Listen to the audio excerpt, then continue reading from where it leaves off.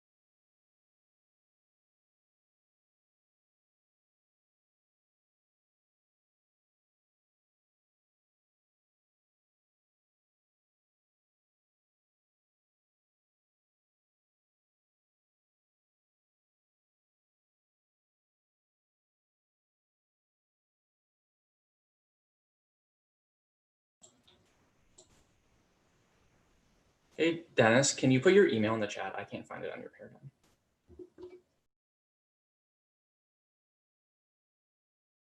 Thanks.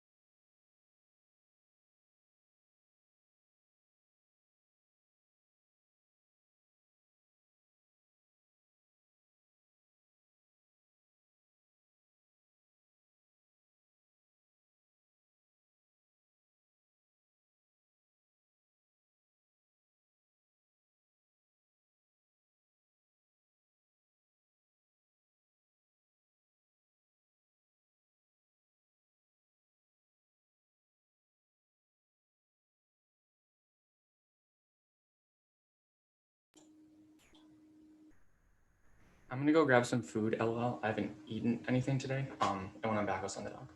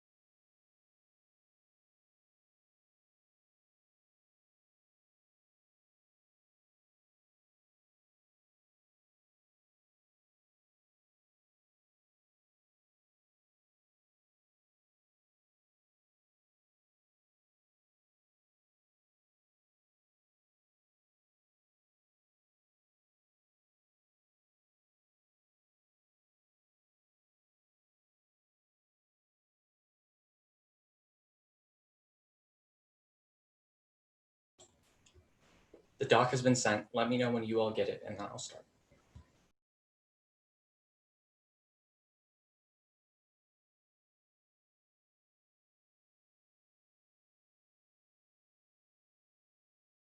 Actually, before we do that, I'm gonna send an anonymous trigger warning Google form in the chat. Please fill it out. Wait, if you sorry, this is Abby's coach. Abby just went to the bathroom. Could you just hold for a second? She'll be right back in a second. Sure.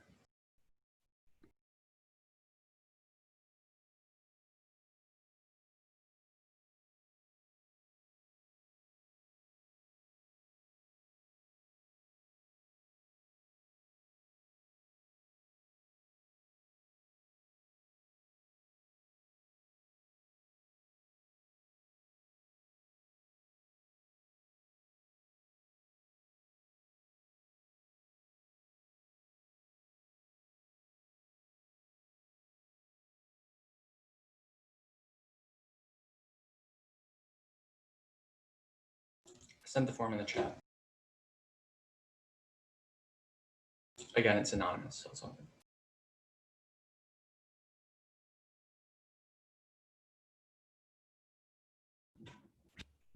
Hi, I'm here now.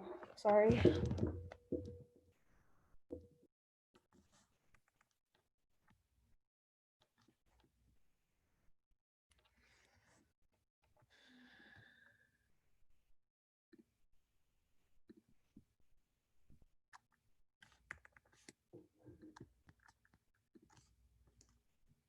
Did you just send Google Docs in the chat? Yeah, it's a trigger warning form. Okay. Should I send my email? I already sent the speech doc. Oh, okay.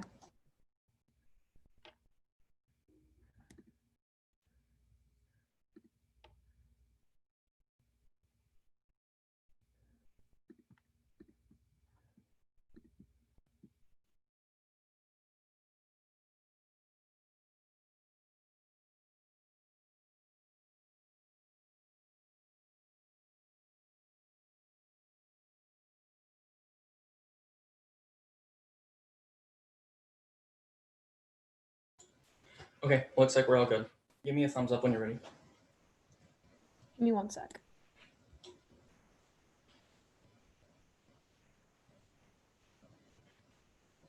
I'm good whenever. Cool. I'm good.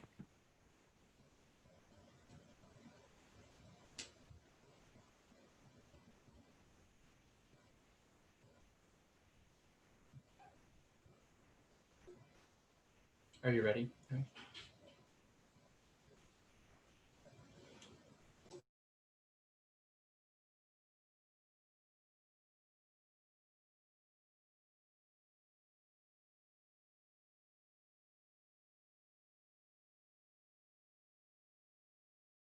I'm good. Sorry.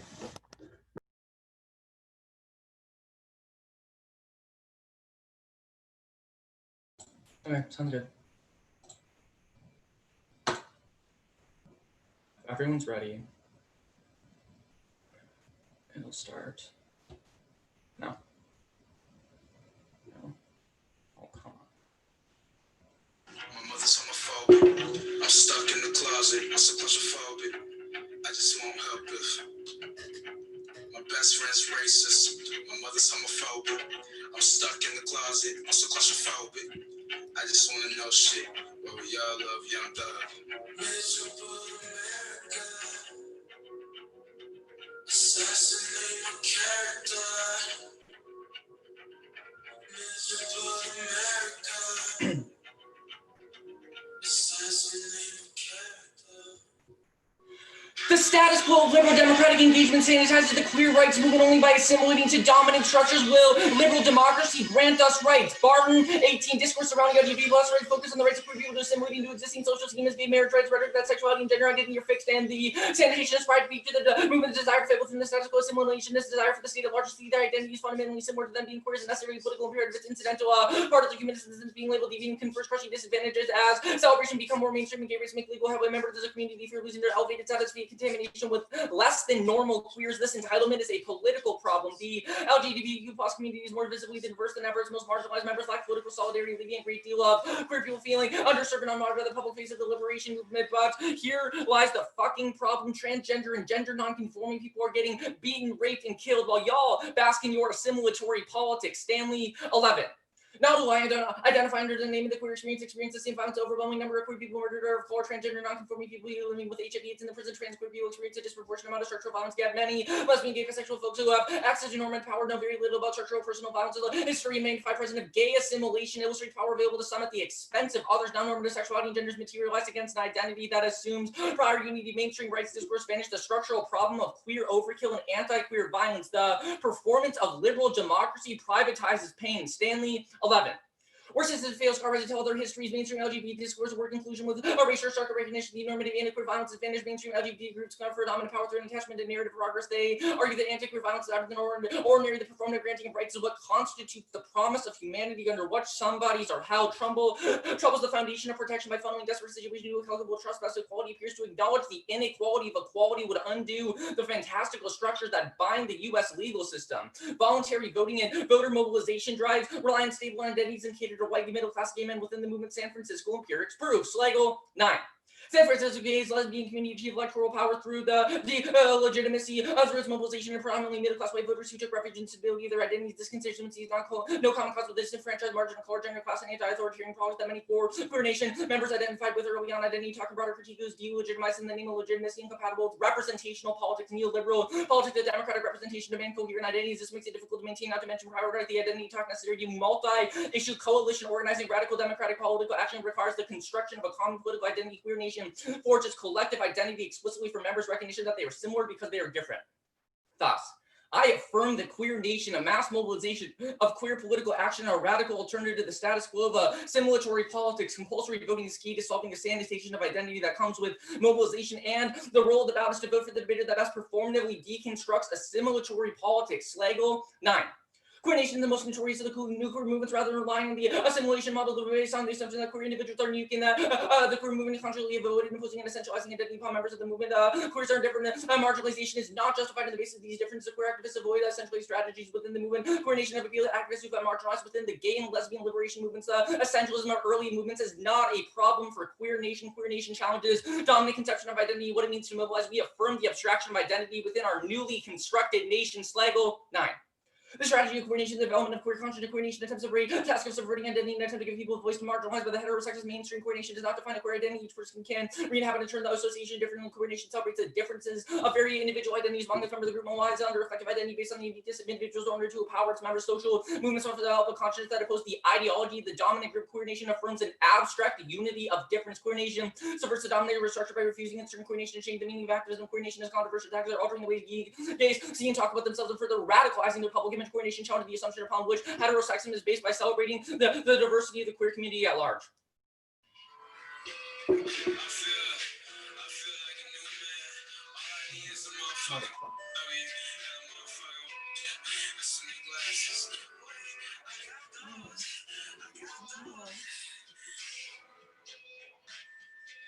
Marching 90, it's your queer shouted, queers are under siege, queers are being attacked on all fronts, and I'm afraid it's okay with us. In 1969, queers were attacked, it wasn't okay. Queers fought back, took to the streets in 1990. There were 50 queer bashings in the month of May alone. Violent attacks, this is institutionalized homophobia, perhaps more dangerous to the existence of queers because the attackers are faceless. We allow these attacks by our continued lack of action against them. They don't want us anymore. They will beat us, rape us, and kill us before they will continue to live with us. What will it take for this to not be okay? Feel some rage. If rage doesn't empower you, try fear. If that doesn't work, try panic. Bitch, shout it. Be proud. Do whatever you need to do to tear yourself away from the customary state of acceptance. Be free. Shout. In 1969, queers fought back. In 1990, queers said okay. Next year, will we be here? Bash back into queer nation of politics and rule for against dominant institution. We challenge what it means to engage in the politically mobilized queer bodies outside of the national identity. We construct our own national identity. Berlin and queer nation tactic of invention appropriate for both grassroots and mass mediated forms of culture resistant and engage in the comparative relation between local and national queer nation deploys guerrilla for the monocle of identity, not the one man, one vote caucus, but the individual and mass identities. I founded identities on the last Berlin card.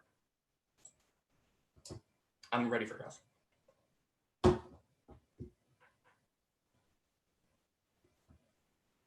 Cool. Okay, are you ready? Yeah. All right, let's talk about the AF method. So what does the Queer Nation do? The Queer Nation is a mass mobilization of queer political bodies against dominant assimilatory politics. Okay, so do you defend that you make voting compulsory? I said that in the app, yes. That's what you do? You defend voting compulsory? That's part of it, yeah. Sure, so who is making voting compulsory? Queer Nation. The Queer Nation. How does the Queer Nation make voting compulsory? How does any government make voting compulsory? I don't. That's a question I'm asking you. How does the Queer Nation enact implement compulsory voting? Our method of Queer Nation would be mobilization. So I don't necessarily. I mean, it would be a mobilization of queer bodies. For example, Queer Nation used to hold voting drives. It'd be probably something like that. Voting drives. So, do queer people actually vote in the world of the AF? What do you mean by vote?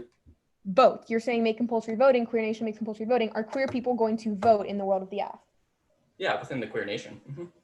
What do you mean within the Queer Nation? Like, I'm reimagining what democracy looks like as the Queer Nation. So any of these questions need to be viewed through a lens not of normal democracy, but what the Queer Nation looks like. who are the police of the Queer Nation? If queer people did not vote within the Queer Nation, who is going to implement that and defend that they should vote?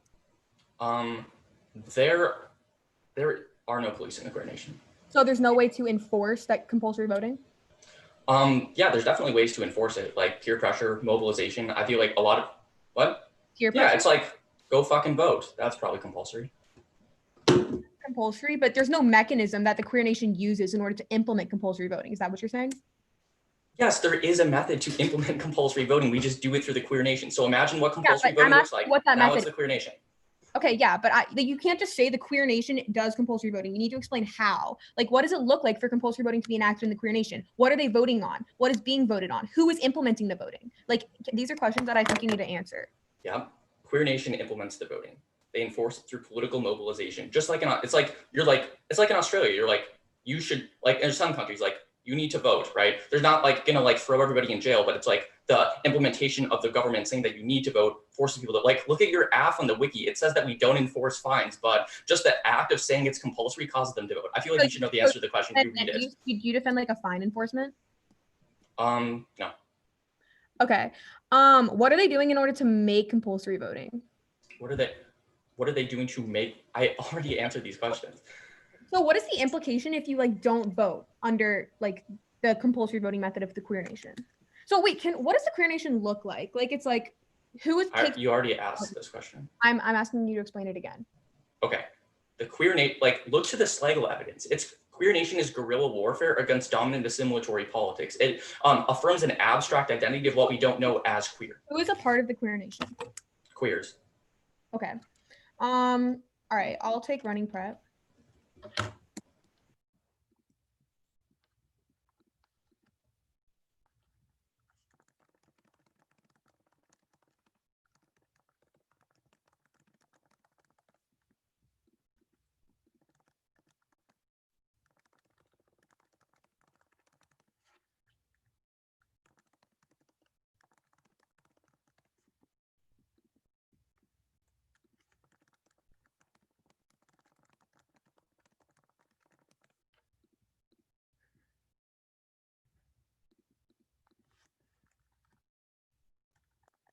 What does it mean to deconstruct assimilatory politics? It is the action of queer nation acknowledging that queers are together because they are different instead of affirming a stable identity of the white middle-class gay man. So like reaffirming queer life? No, it's No. Okay. it's not necessarily, it's affirming an abstract identity. It's saying that there is no common identity. Look to the Schlegel evidence. It talks all about that.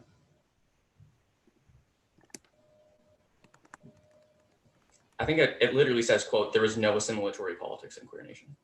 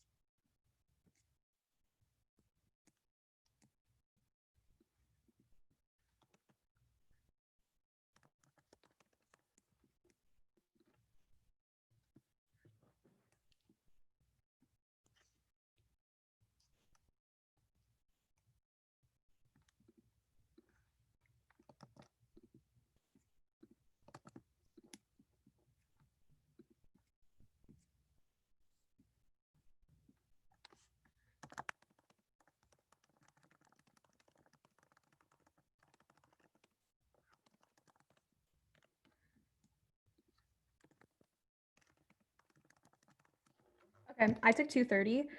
It'll be 2 then case. I'll send the doc right now. Is there any particular order on case? It'll start with an overview on, you can flow it on the method. Okay. And then it'll be top down.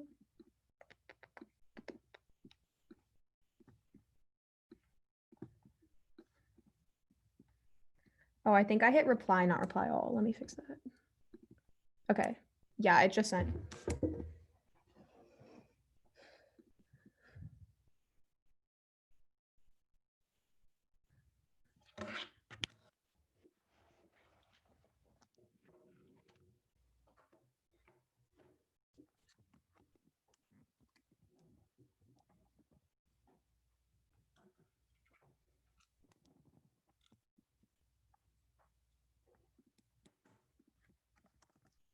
Let me know when everyone's ready.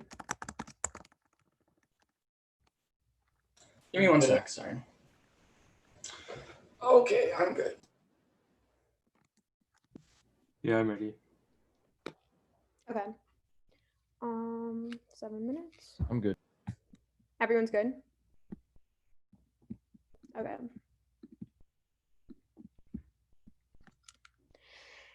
Interpretation. The affirmative debater must specify the mechanism through which compulsory voting is enforced. Violation. They don't. They claim that in your queer nation enforces compulsory voting, but there's no more specification on how this happens. Now negate. First, shifting advocacy. After enforcement mechanism, they can always just shift out of DAs and CPs that are dependent on the way that compulsory voting is enforced by specifying enforcement in the one area. This A point kills ground because they can always de-link and move the entirety of the one and C. And I don't know what links the B point is. It kills clash because there won't be any engagements. They shift out of all my arguments, and I won't have any arguments to read. And second is compulsory voting requires some sort of enforcement. States would not just implement it without a way to enforcement. Otherwise, there'd be no point of doing it. Doing this kills a common state support for the debate since they are stretching the bounds of what is allowed under the resolution. And 3 point is utopian fiat. They get to just defend that all people will somehow vote and follow this rule. Even though this definitely won't happen without an enforcement mechanism. This means that we should be skeptical of the absolute system. It's very unlikely that they can actually institute compulsory voting. And fairness to voter because the debates game wasn't going to come. If it wasn't fair, no one would play. And fairness procedurally comes first because fairness begs the question of everything. If you had a 10 minute one and Z, then this would definitely be unfair. And it would definitely be unfair. There would be no way to combat that. An education voter because it's reasonable fun debate and drop the debate under future abuse. And purely confer with a priori and prefer reasonability over competing. I prefer competing interpretations over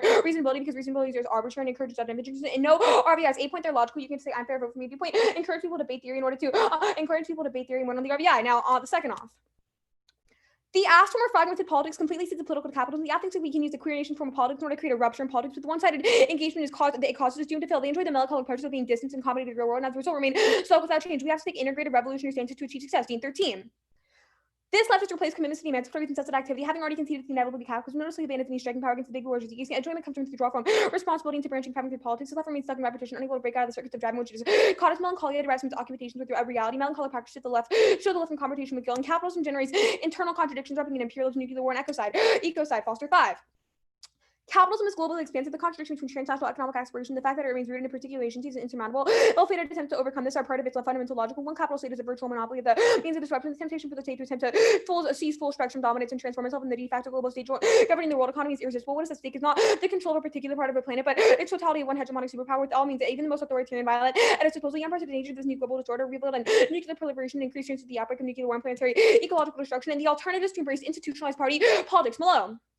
The PPP practice was geared toward the communist ethic of power, the invocation of anti-imperialist movements rather than isolation practice. Black nationalism, PPP members would be represented at the OAU, and the world consists of imperialists and colonized. The Black community should adopt the revolutionary goals. The Panthers argue for a unified struggle for all oppressed communities, aimed at destroying the capitalists and replacing it with communism. Oppressed communities would retain their self-determination, and PPP's campaign was the establishment of regularized armed patrol, and each collaboration of workers can be thought of as links in a great chain. And it is far more revolutionary for privileged workers and less privileged workers to dissolve their class differences through revolutionary struggles as comrades. And the PPP acknowledged that they were in a party that's in solidarity with workers' states, and the FIC goes to remove the Black community's organic tradition, replace it with a puppet, and the communist movement suffered at the hands of imperialism. The first revolutionary outburst of the light, the flames of a new revolutionary conflagration. East meets West meets not by the construction of new artificial boundaries, but by the revolutionary destruction of all of them. And it will be the alliance of the class and a final effort to accomplish the solution. The unification of the world's proletarian master means the unrealized potential of the president. The role of the ballot is to embrace the politics of camaraderie. Molo 16. State-sanctioned murder of Black lives understood within the labor of death unless regulated by proletarian resistance. The communist pedagogy to create the knowledge that needed to enact revolutionary practice. And a comrade is important because a comrade cannot exist outside of organized resistance against capitalism's apparatus such as white supremacy. The comrade is an ontological necessity. It's political economy that allows us to understand the worldwide supremacy and consequence of creating differences in life experiences of white versus Black workers. Essential to capital's ability to continue to function. The exploitator of labor power. And Marx's fundamental understanding of capitalism's recklessness and the routine murder of Black lives. The move from ally to comrade is important. A comrade organizes and shares in the same thing while understanding a particular position. Comradeship doesn't glorify difference over unity, which results in inaction. Now, on the just an overview on like the method. Overview. Compulsory means that someone is forcing something to do something. There's a huge push on the implementation measures here. Do they actually defend that queer people are a voting bloc? Do they actually defend that queer people are voting back and that all their problems will be solved just when queer people vote? Because this is not unique in the status quo. Insofar as we have de facto blocks in the status quo, there's no form of implementation or uniqueness that is happening. They do not defend that people that they do not defend compulsory voting within the queer nation, which means there's a huge pressure on the solvency of what the act's actually doing. Do they defend that everyone is voting or every queer person is voting? There's not 100%. We have no idea what they're actually implementing and how the method is going to happen within the queer nation. Now, here's another overview. There's which is generic on their generic arguments on the method. First, vote neg on presumption. The act does not do anything by advocating that the queer nation should just increase compulsory voting. They're not changing anything for the status quo because there are still de facto voting blocks. There are still de facto voting blocks or voting blocks where queer people can vote on where we can just have queer people voting or just have Black people voting. There's no unique reason. Also, it's not enough to solve all the problems. Why they did not make any claim in the app on why queer people voting will be able to solve for all the ontological damage that they are claiming in this Stanley Card, which is definitely a double turn. And the second argument is that their performance gets co-opted in this debate because academia likes to feed off the narratives of something, the suffering only by infiltrating Kevin abstract songs like Mystical America or Blink. You are infiltrating stories of suffering from queer people. There's always going to be co-opted by the academia because the debate feeds off the stories of suffering, which means there's no unique reason that why you should participate. It's always just going to be co-opted by the debates. And so the third argument is ballot commodification. You are asking the ballot from reading different stories of queerness, which is definitely bad because you are using the ballot as a way to win. It's which is really bad, and it proves that the method is not something the proof that the method is not something you should do. Now let's go on to the line by line. First, they say Barton 18 that they say that Barton 18 that liberal democratic engagement sanitizes queer movements, but insofar as they are an engagement in liberal democratic engagement, they're trying to do something with a voting option. There's nothing that's going to change. Now you can group their two Stanley 11 cards. This is the main problem with the app. The Stanley 11 cards explains that they are super pessimistic. It says they're super pessimistic. And queer life is always going to be damaged and something that is in death. But their app does not do enough to solve this. And here's going to be a counter method on which you should view the round. Focusing on pessimism and negativity is too one-sided. The only correct balance is acknowledging that negativity and establishing hope for utopia within. Embracing negativity is the incorrect view of the subject. Negativity and pessimism is not all-encompassing. It's 9. We mean living with negative, living with failure. Here's why we deport abandonment to the negative and invasion of politics. Those failures are in efforts to fail have a certain value despite their ends. In this way, we are calling for politics oriented towards means and not ends. Negative forces an anti-normative resource for queer existence. We write for them in an and that to hope the better describes actually existing and potential queer worlds that thrive through and because of the negative. This means that their whole focusing on the negative and the pessimistic side of queer life is always going to be damaging to their movement. It's going to prove that the queer nation cannot actually ever thrive and it cannot actually thrive. And even if their pessimism strings are clue, it would prove that the method does not solve and there's not sufficient evidence to see why it's solved. Now let's continue on the line by line. They say this like 9 card that voluntary voting is catering to stable identities, but there's no unique warrant for this or why the stable identity is exclusive to queer people. Some queer people have a more fluid or stable identity, which means there's no unique warrant on why voting in the status quo is being harmed by this, or why the ask form of voting or why the ask specific form of compulsory voting is going to solve for this because they can still staticize people's identity by saying, oh, you're staticized and only queer people can vote. That is a form of staticizing identity and saying that only these people can vote. Now let's go on to the role of the ballot debate. You should definitely prefer my role of the ballot because it's the only way to deconstruct assimilatory politics. My role of the ballot is a prior question because the argument here is that the only way to understand, they define their role of the ballot as understanding complex identities, but the only way to do that is through camaraderie, because if you only focus on queer people's identities, you're not going to be understanding how queer people will relate to non-queer people and Black people and other indigenous and other things, which means that only the role of ballot engagement and camaraderie allows you to form cross-group analysis that allows you to actually deconstruct assimilatory politics and engage in a broader understanding of identity. Ready for cross? Yeah. How many pieces of link evidence do you read? One link. The Does fragment. that link evidence say queer? What? Does that link evidence talk about queer nation or say the word queer anywhere in it? I applied. Okay, contextualize the link then. Yeah, sure. So it's just contextualized to your movement. So the idea of the queer nation is a form of fragmented politics where you're trying to say like this one solution can create a change. Your fragmentation. Wait, whoa. So if I say anything ever creates a change, I link? No. Oh, okay, then what's the difference? Yeah, so let me explain. So fragmentation is the idea that small political fractured movements can create a larger change or larger issue. The alternative kind of solves this by creating an intergroup solution. So one way you link is by having the method only be accessible to queer people, but another way you link is just the method in general, saying only compulsory voting within this nation state can solve for something. It's just super fragmented, and it's not something that is like, it's like continuing to drive leftist politics. Okay, wait, you say because it's fragmented? Yeah, left? basically it's like it's a small form of political resistance. Like you are engaging in this method of the queer nation, but this is not like a materialized method that we can engage like and have like concrete protests with. Like you are identifying the queer, That's nation. fine. Okay. Wait, so how would I have method interpretation under your spec? You should have explained how the AF, like, well, first how the queer nation embodies compulsory voting, how it's enforced. You said in CX like that there wasn't a way to enforce it. Why? When did I say that? You said that you're not enforcing it through fines. There's no police that are trying to like. You look at your wiki. You say that you don't defend it through fines either. Why does it have? Is your spec interp fines or is it must spec? I need the enforcement interp of my AF because I say how I enforce. You have no specific form of enforcement of like if the queer nation is in the U.S. or if it's in all democracies or if it's just in general or like how you are defending the method of like actually making it compulsory because you say there's no like method. Like the queer nation isn't a government, so you don't defend at all how it's actually being implemented. Did I ever say that queer nation wasn't a government? You said it was in the tag. You said it was a mass mobilization of queer political action. That's fine. Where did I say negativity? When did I? The 11 cards. Yeah, but I didn't read that Stanley 11. I read Stanley 11 about privatizing pain. Where does it say? Where is it like negative? Where's the ontological negativity come? Just point to me a line. The second card, the title of the article is Near Life, Queer Death, Overkill, and Ontological Capture. Your third impact card is talking about queer overkill, which is that queer people are constantly being murdered. Like that is negative. It's because they are being fucking murdered. No. Is that not true? No, I'm saying like you're obviously that like that's true, but I'm saying the pessimistic stance of understanding that like the process of overkill. So I should be like, you know what? Everything's okay. We're gonna have a better future because I'm definitely going to live past 35. No, like, you should look at the Munoz cards because Munoz explains how you can engage in a form of educated hope specific to queer future like futurity. That's fine. Time starts now.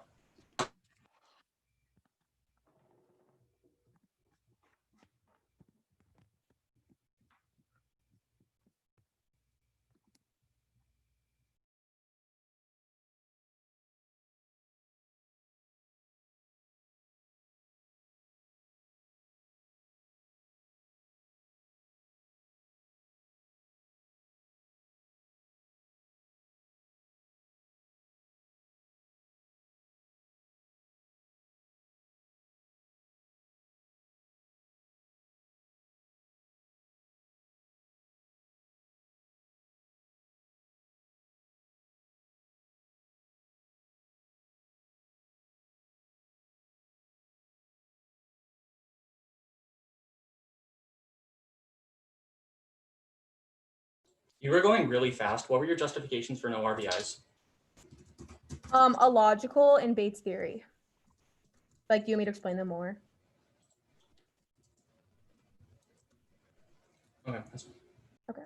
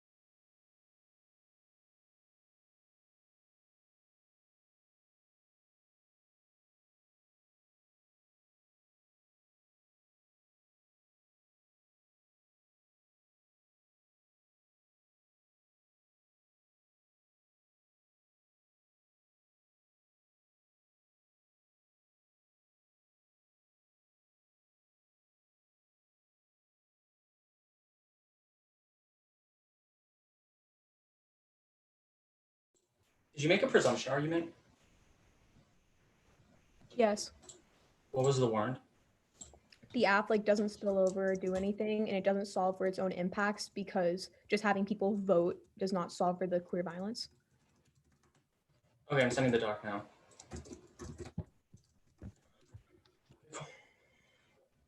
The order is going to be spec, cap,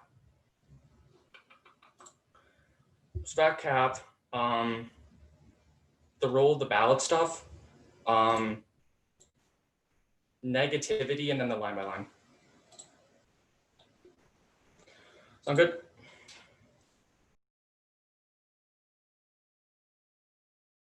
Give me a sec.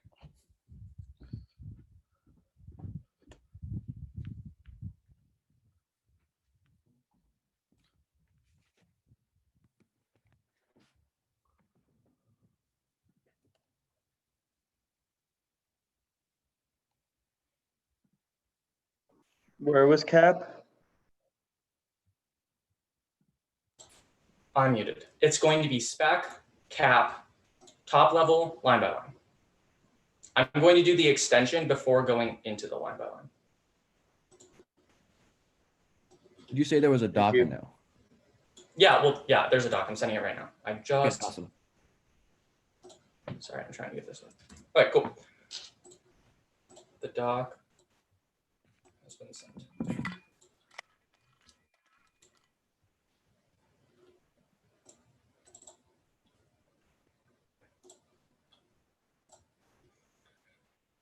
Let me know when you all get it and when you're ready.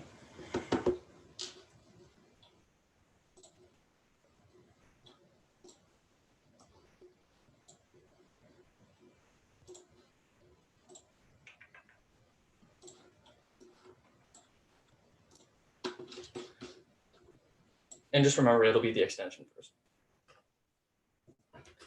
Is everyone ready?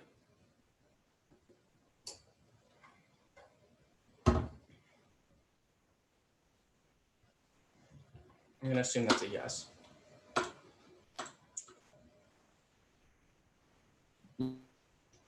Okay, cool.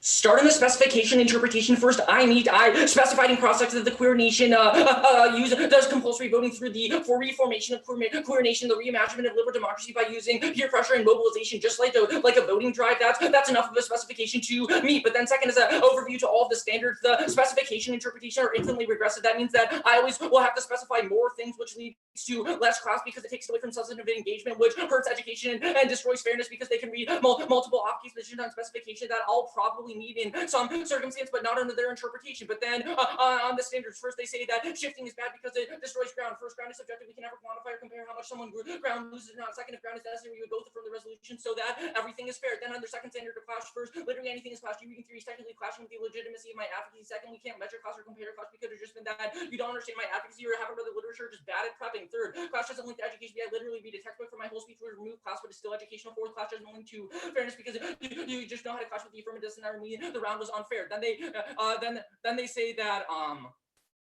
then they say that it leads to there's no stasis point for engagement, which hurts small schools. Literally, they have their coach in the room. I have one entry at this tournament, never been to debate camp. This is my second LD tournament. I don't think they're in the position to talk about exclusivity. But then on the fairness voter, you can impact tournament rules are arbitrarily enforced to push queer debaters out of academia. This is an impact tournament fairness. Baden 12 rules always arbitrary. Rules of explanation, justification founded only upon self negation and negation. Something is arbitrary if it's based on a choice of women, not any reason the queer finds this funny. And last at the rule in the ruler exception of the straight line, they use these rules just like this and lack of engagement to hurt me. But then on the next off on capitalism, first they say that we see the political first. None of their link evidence is specifically contextualized to queer nation. We are reimagine what political mobilization looks like because we are counter to assimilatory politics of the status quo at the point where their link evidence is contextualized to current movements. We're not a current movement. But second,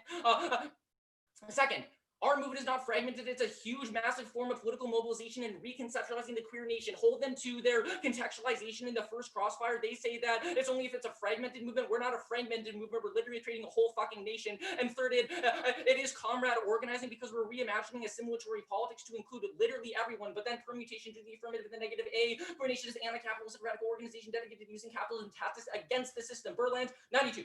Queer Nation takes on a corporate strategy to exploit the cycling badness of consumers who depend on products. Queer Nation tactically uses the hyperspace created by the corporate trade meant to take advantage of the consumer's pleasure to advance and conciliatory during Queer Nation. Updated and complicated the strategy of the parade. One can choose not to go to parade, or one can watch the scene go by without becoming an imaginary participant. B. Queer Nation goes further than class analysis. We establish a new nation of queer and capitalist organizing. Berlin, 92 Queer Nation reveals business our people with political agenda. Queer Nation binds the corporation. The Queer Nation logo itself becomes a mock twin to existing national corporate logos. The Queer Nation is the addition of power to transform the meaning of these commodities. Cut it there on the impact first. Their analysis about how movements always get co-opted by the state are their comrade organizing also does the same thing. They never contextualize why their movement is specifically key. And second, they give no examples. We say that Queer Nation worked back in the 1980s in ACT UP on framing. First, they say the rollout is better because the only way you comrade organizing first look, the evidence is really, really good. Look, just like when Queer Nation reimagines assimilatory politics so that we include everyone. We are a form of comrade organizing. Second, my rolled-about comes lexically prior because I read it first. Then they say that pessimism is really, really bad. I don't defend pessimism. It's just a reality for queer people. Second, they never say why futurity automatically imagines better institutions. Third, we would argue that negativity produces better practical institutions because it's more realist. And fourth, if we are more positive, the state just assumes everything's okay and that literally nothing changes. On the advantage, they say as an overview to everything, they read one response to the pre-fiat offense of the music. They never respond to the marching 90. I'm going for the pre-fiat offense. They say that we're engaged in liberal democracy. No, we reimagine literally what liberal democracy looks like on the presumption argument first. This argument only matters at the point where I'm extending a post-fiat offense, which I'm not. And second, if I win the rolled-about, then you vote for the better debater. Let's do the extension. You can extend the method of Queer Nation unifies tactics, extend Blink and Miserable America. It's a song of anger against dominant institutions, and you can extend the overkill evidence. Just because negativity is bad doesn't mean it's not true. They have practically conceded the overkill ontological claim of the affirmative, which is solved by not overkill, I guess, assimilatory politics, privatizing violence, which we solve. All right, I'll take the rest of my prep, which was 2:30. We're doing 5 minutes, right? 4 minutes. I've done 5 minutes in all my rounds. That's whack because I'm pretty sure it says 4 on the ballot and I've done 4. And did you use 2 minutes? I used 2:30. Oh, okay, yeah. Let's do 4. Okay. Well, all right.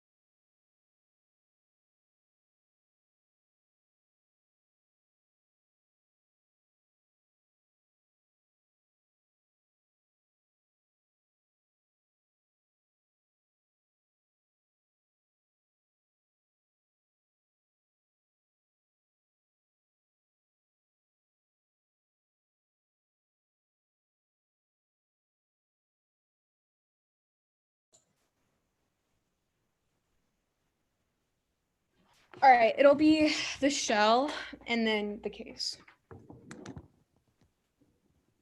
Cool.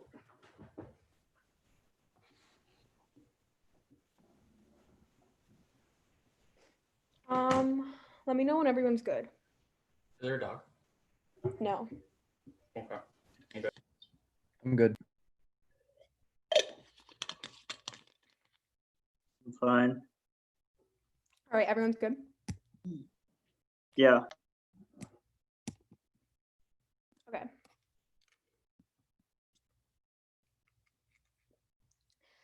Extend Defend the conceded paradigm issues. Theory is a question of fairness. Theory is a question of drop the debate or competing interpretations with no RBIs. Fairness is a voter. They conceded the fairness first way, and then I made that explains that fairness is to constrain on everything in debate. I.e., if I read a 10 minutes, if I read a 10-minute one in, then that would be definitionally unfair, and it would outweigh all of the other arguments, which means that fairness just structures how we can debate in the round, which means I'll respond to the impact turn of fairness, but fairness is going to be the highest side. They didn't know fairness over education weighing, which is a unique reason why I should vote, which is a unique reason why you should prefer my weighing. And also, here's a major voting issue. They did not read a counter interpretation, which means under competing interpretations, since they all I have to do is respond to their impact turn, and they have no offense on the flow. So you should almost already be voting on my interpretation. But now let's go to the topic of the interp. Extend the interp that the affirmative debater must specify the mechanism through which compulsory voting is an enforced violation. It's very clear they don't do this. They claim that the queer nation enforces compulsory voting, but they have no mechanism on how this actually happens. Think of the nature of compulsory voting. Compulsory voting is required to do something. They try and make an eye meet and say that they're peer pressuring people into doing this, but no, that is not compulsory. You have to force people to vote and have to have an actual enforcement mechanism in order to understand what compulsory is happening and how it's happening in the state. They give no clarification on how on if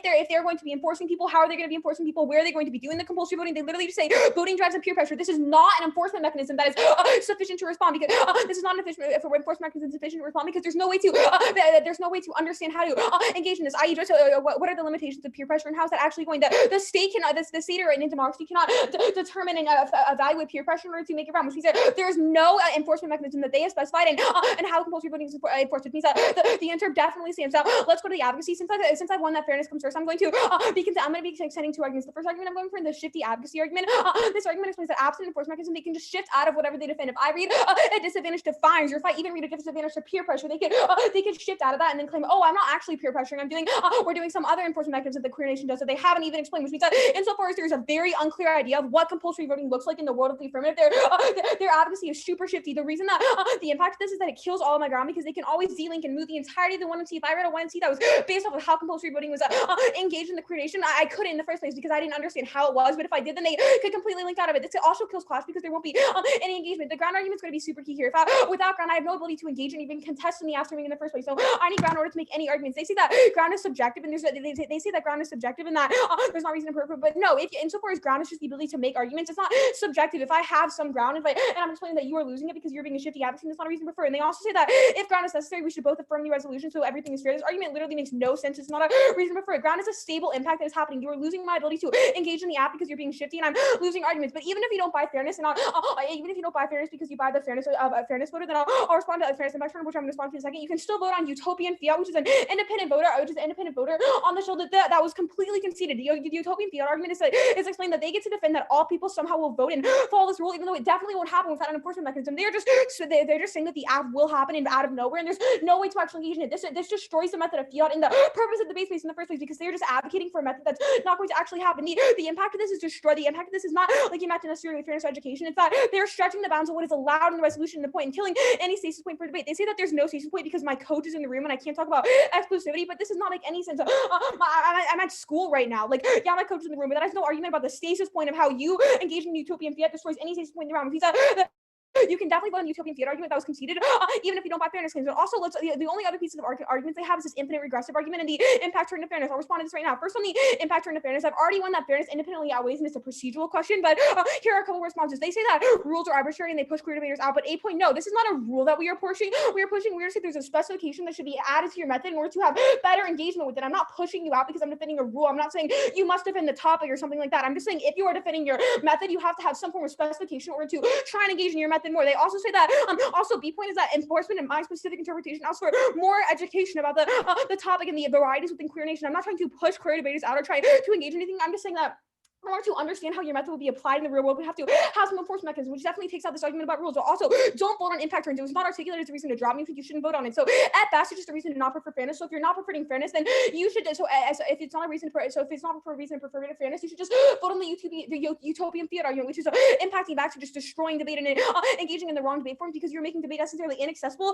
and hard to engage in if you're just going to read any argument. Now, the other argument they made is that they are the only other argument on the shell is that this infinite regressive argument. But no, it is not infinite regressive aggressive to talk about enforcement. There are other spec shells that are infinitely aggressive because you are specifying something like a spec or something like that. But insofar as I'm just saying that you have to have an enforcement mechanism that explains how your app functions, it cannot be infinitely aggressive because there's just one way to do it. There's just one way to do it. It's like, and also some of their arguments also trigger back to infinite regress and anything to be infinite regressive, which means the argument is non-unique and has no real has no real weight in the ground. They say it hurts and it hurts education and destroys fairness, but insofar as the shifty advocacy should also outweigh this argument because shifty advocacy, I had to have some form of infinite regress if they were being shifty advocacy in first place because shifty advocacy also controls the internal link and creates infinite regress. Now let's go into the app. Now, I'm already waiting on the TIFO. You should definitely vote on the fairness side. You should definitely vote on the fairness layer or the utopian fail, which is an independent reason that was dropped. But they also conceded so many arguments that I made on their method proper. So I'm going to extend 2 or 3 right now, and you cannot be voting on the app. They conceded that their performance gets co-opted. They say that they went for, they say that they're going for pre-fiat offense, and this is literally but they can't do this if they can concede the offense that their whole active performance is getting co-opted by the debate space. This is the second argument I made in the overview that academia is feeding off narratives of suffering, i.e. playing Kevin abstracting around. The academia is just going to co-opt that and engage in trying to distill it and make it more productive within the within conversation, which means we cannot have any form of radical change or any performance in the debate space. It's always going to be co-opted. And the other argument we're going for is the presumption argument, which is not responded to. Presumption explains that they do not solve for any of their impacts because embracing and queer compulsory voting or queer compulsory voting cannot solve back for all the queer negativity and problems that are in place. Vote on the T shell. Very clear impacts, not enough offense on the shell. If not, there are 2 diss-stats to their method that were straight conceded.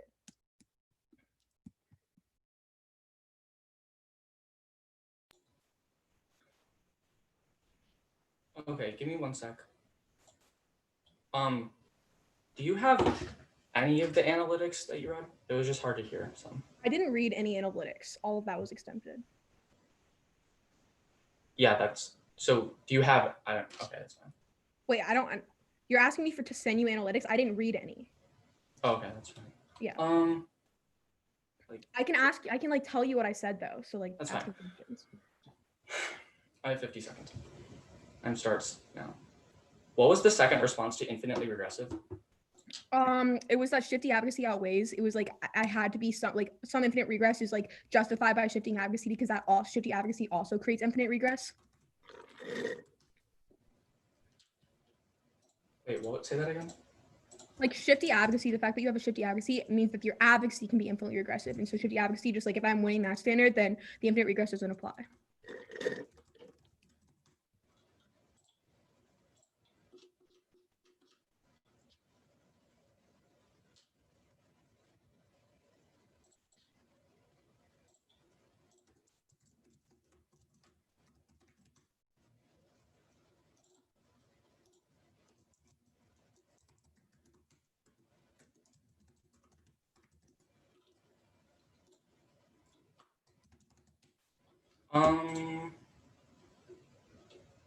Last question. You extended presumption and co-opt?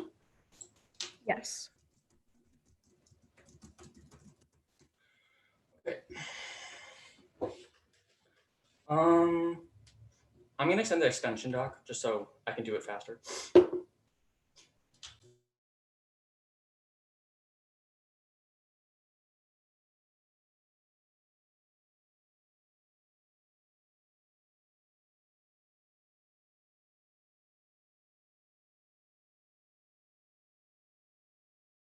Did you all get it? Not yet. Okay. Just got it. Give me a sec. Did I? No, that's the wrong one.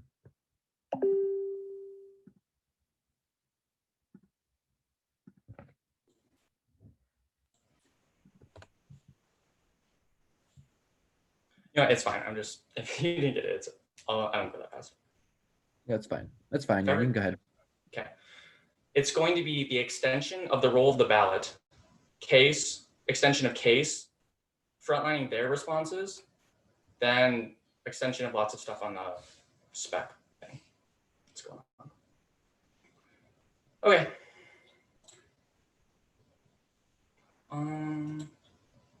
Let me get my flow up or I get confused.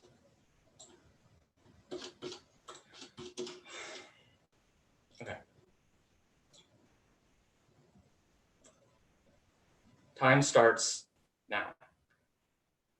This round is literally over. They have conceded the role of the ballot that you vote for the debater that best performatively deconstructs assimilatory politics. They have extended no response going into the 2&R, and they have laid none of their offense after the must-spec interpretation back to the role of the ballot. This means that they have literally no offense going back to the role of the ballot, so you can literally vote affirmative right there. Let's extend case. Extend Barton 18 and Stanley 11. They have conceded the ontological claim of the affirmative going into the 2&R. The status quo of assimilatory politics co-ops our movement in order to gain recognition and rights and pushes us into dominant social schemes. The method of the affirmative is establishing the queer nation. They extend literally no responses to the Marching 90 narrative evidence about rage against dominant institutions. Even if you believe that the fragmented politics co-opted by the larger state, they never respond to rage against dominant institutions, which our method said solves the problem. You can also extend the conceded Blink analysis, which is the Blink song, which is also rage against dominant institutions. At the end of the day, they have conceded the role of the ballot. They laid no offense back under the role of the ballot, so they lose.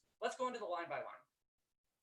They blippily extend only two responses. First, they say that our movements get co-opted by larger state institutions. First, we are no longer extending the post-fiat offensive like compulsory voting, which is what this response was specifically contextualized to. And second, I also responded to this and said that we don't defend fragmentary politics on the CAPK. We literally are affirming the massive queer nation. That's not fragmented politics. It's a massive mobilization and reconception of what democracy is. We can't get co-opted by the state if we reimagine what the state is. This response is terrible and not contextualized to the role of the ballot. Then they say that you should presume. They dropped literally all of my responses on why you shouldn't presume. First, if I win the role of the ballot, then you vote for me. Second, they also want the ballot. It's really non-unique. And third, if I prove that I have any offense under my method, then you are heavily affirmative because they've literally conceded all of it. Again, on the co-opting movement, that was on post-fiat, and we can't get co-opted because we are the state, which they dropped. Let's go into the must-spec interpretation. The drops here are also pretty bad. You can extend the I need. They asked me like 7 questions in Crossfire how I defend the implementation of democracy. Just because they didn't like what I said doesn't mean that I didn't specify how I'm defending it. Their interpretation is not that I must specify it in this certain way. They just said that I must specify it, and I did it to the best of my ability. That means I mean. You can also extend that it's infinitely aggressive. Their only response to this is that my advocacy is also infinitely aggressive. That's not the argument. It's the type of responses they read to my advocacy. You can extend that it hurts education because it leads to less substantive class because they're always reading theory shells, and it hurts fairness because it straps to you. On the ground impact, you can say that you can extend that there's no way of quantifying ground, and second, that it's entirely subjective. They just could be bad at clashing. On the clash impact, first, on education, I could literally just stand up and read a book. They conceded that education's literally not a voter, and then you can extend the fair rules are arbitrarily enforced against queer debaters, which is also offense back onto the role of the ballot. On either way, there's terminal defense on all of their impacts, pretty much conceded turn, and they didn't weigh any of it under the role of ballot. So the fairness weighing doesn't matter at all. Good round.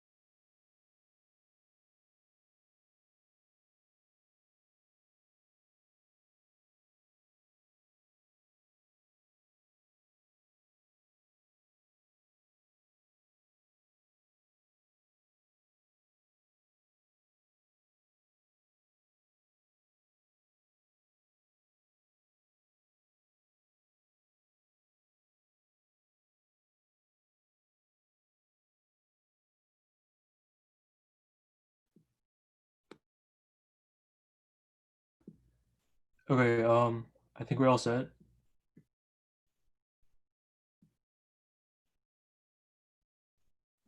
I'm good. I'm good. Debaters are both ready. Good.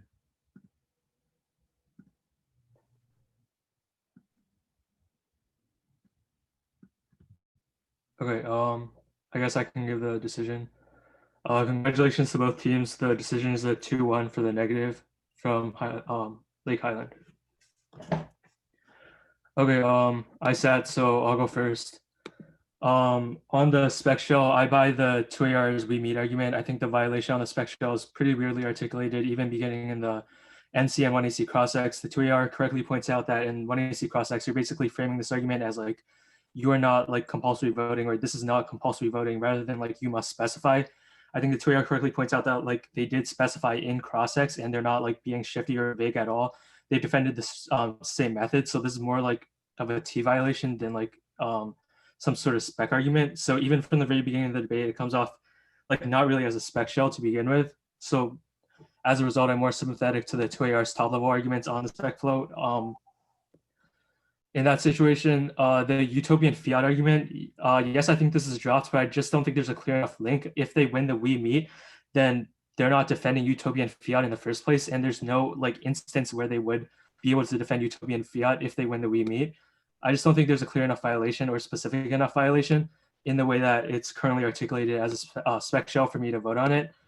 And I guess on the case debate, IRF, like there's a conceded role of the ballot, so it's very difficult for me to vote on the 2NR, and the arguments that you go for like co-option and presumption are pretty defensive to begin with. So there's a very high threshold for that. So yeah, it's basically just so we meet on the spec shell. I buy the 2AR on that. All right, that's it for me. Okay, I can go next. I almost nearly voted that way. I end up staring at this I meet for quite a bit of time, but I do, in the end up concluding that there is a pretty clear bright line to me, which is, are you being forced to do it? Peer pressure doesn't seem to be a forced to do something situation. It seems to be the status quo. I do wish the negative had been much better on that question. I think that your instincts were right. You seemed to like spend an extra 15 seconds on it, knowing like you had to win it, but it didn't seem like you were making many more arguments, at least in terms of things that like we could flow and would be persuasive, you know. But I do think there's at least enough of a bright line for me to buy that. And I think that regardless of how because I tend to agree with Eric in a lot of ways that it does seem to like float between spec and T there for a minute.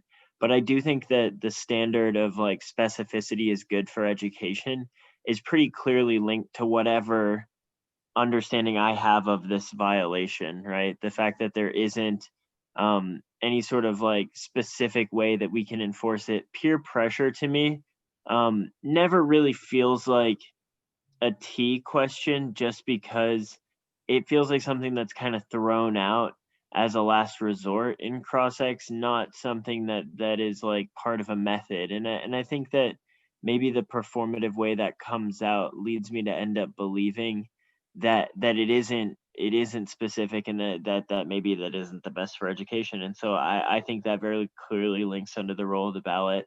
And I think that's articulated well. I do not think the utopian fiat argument as an independent voter was made in the 1N. I think it's like a standard, but I don't think it's an independent voter. I think that it was articulated as solvency defense in the 1N, and I do grant it as that. And I do give a lot of defense on the case debate, that I think that a lot of that defense ends up leading me on the spec debate to lean a little bit more towards the negative, because there is so much of that defense. And then in terms of the co-option arguments, I think the only problem for me here was the affirmative never really talks about debate here. I think the negative is making co-option arguments in terms of what debate does to your performance. And the affirmative just keeps saying the state can't co-opt this movement. The state can't co-opt this movement. And I think that might be true in terms of the queer nation, but I don't know if that's true in terms of like what your musical performance does. And while I think that the neg needed to be a lot clearer on that, much deeper in the 2N in terms of like what that co-option means, how that's an offensive voter. I definitely think there's something there because the affirmative to me doesn't really address that in terms of debate. Yeah, and then all the paradigm issues are conceded. There's no counterinterpretation on the shell. So I think that I agree with you in terms of a lot of the infinite regress things. But absent a counterinterpretation, I'm left to compare it to nothing. So I err very heavily on the neg on the shell. Yeah, I thought this was a like very, very close round, and I could easily have voted affirmative if they did just a couple more things. So first, starting on the spec shell, I actually bought the iMeet. I think that peer pressure and mobilization, I think the response would be that would be like a solvency argument you can make against the affirmative, right? They spec something that doesn't work, but that doesn't mean they spec. That doesn't mean they didn't spec at all. So I think it's actually easily, I think the iMeet, but also the infinite regress argument is I'm leaning affirmative. You said the responses were it's not a spec, but like just because it's not a spec doesn't mean it's not arbitrary as well. I think if you impacted it out more or said something along the lines of like, look at like evaluate in-round abuse, this is how they shifted, or an argument like, obviously the enforcement is like one of the core tenets of this specific topic, right? Like it literally dictates all these like disads I can or can't read, and you gave a bunch of examples, then I'd be really inclined to vote there. I thought the 1NC could have had framework or topicality in there. Was actually kind of surprised given last round that it wasn't in there, but anyways, I vote on the iMeet, or I think they meet, but then it comes to the case. I think one issue I have was that the extension of the case was super, super light in the 1AR. I'm left not knowing why performance is good, what impacts performance specifically solves, i.e. if the real world, like outside of the debate round, is really anti-queer, what the performance does. Like I think that explanation was missing because you got to it very at the very end of the 1AR. So it's just like extending some like buzzwords or taglines. I think you should always start the 1AR with extending the AF. Then I think the argument that I actually voted on the argument that the AF gets co-opted by the debate space, and they gave the example of like Kevin Spacey or Kevin, not Spacey, Abstract, which means there's no radical change because he gets co-opted. I don't think this is a warranted argument, but given that a lot of the 2AR did not extend the performance or like explain why that stuff was good either, it was a dropped argument. I think the 2AR, if you did a better job, like pushing and saying, first, this is an unwarranted argument. There's literally no evidence. They just assert that something, they can't just assert something gets co-opted. And second, you explain better why, like what the AF is, what impact there is to the AF. That's definitely a route to win. I also think that the turns to the cap K could have been extended because the cap K wasn't kicked as offense for the affirmative.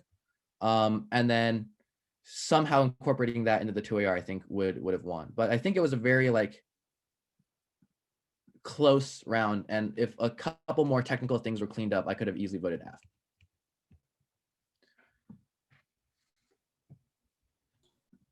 Sounds good. Thank you. I don't think I have any questions.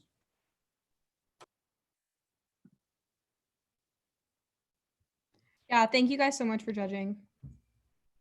I don't have any other questions as well. It was a good day. Yeah, good luck. Thanks, you too.